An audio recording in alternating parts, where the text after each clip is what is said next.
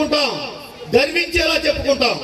కాబట్టి ఎవరైనా సరే, ముఖ్యంగా చాలా మంది చాలా సూచనలు చేశారు, చెప్పారు. కానీ ముఖ్యంగా నేను చెప్పదలుచుకుంది ఏంటంటే, రెడ్డి జాతిని ఎవరైనా కించపరిచినా, రెడ్డి జాతి ఎవరైనా అగౌరవపరిచినా, చులకనగా చూసినా, ఈ మధ్య సామాజిక మాధ్యమాలలో, సినిమాలలో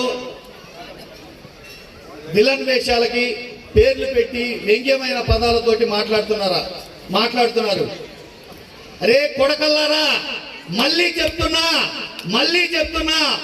ఇక నుంచి రెడ్డి పేరుతోటి విలన్ క్యారెక్టర్లు, వ్యంగ్యాస్త్రాలు, వ్యంగ్య పదాలు కనుక వాడితే మీ సినిమాలని తెలుగు ప్రజలు ఎవరు చూడకుండా చేస్తాం, రిలీజ్ కాకుండా చేస్తాం, ఆడకుండా చేస్తాం.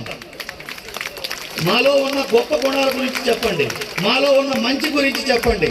మంచి చెడులు ప్రతి మనిషిలో ఉన్నాయిరా, మీలో లేవా? మీ కుటుంబంలో తగాదాలు లేవా? మీ అన్నదమ్ములు కొట్టుకోవట్లేదా? మీరు ఫ్యాక్షన్ చేయలేదా?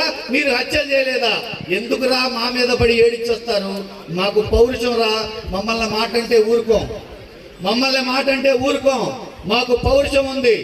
తప్పు చేసి అన్నం పెట్టే ఎంత మంచి గుణం ఉందో, సహాయం చేసే ఎంత మంచి గుణం ఉందో, ఆదుకునే ఎంత మంచి గుణం ఉందో, తప్పు చేసిన వాడి తల నరికి కోట గుమ్మానికి కట్టిన రెడ్డి రాజుల చరిత్ర రామాది.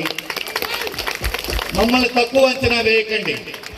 మీరు గమనించి చూడండి, స్వతంత్రం వచ్చిన దగ్గర నుంచి ఇప్పటి వరకు తెలంగాణలో కానీ, ఉమ్మడి ఆంధ్రప్రదేశ్లో కానీ ఎక్కడైనా చూడండి, మేము పరిపాలించినప్పుడు మాత్రమే పేదలకి సంక్షేమం అందింది, పేదలు అన్నం తిన్నారు. ఇది బల్ల కొద్ది చెప్పగలం. మా ఎమ్మెల్యే ఎక్కడుంటే అక్కడ పేదవాడు సంక్షేమంగా ఉన్నాడు. మా ముఖ్యమంత్రి ఎక్కడుంటే అక్కడ పేదవాడు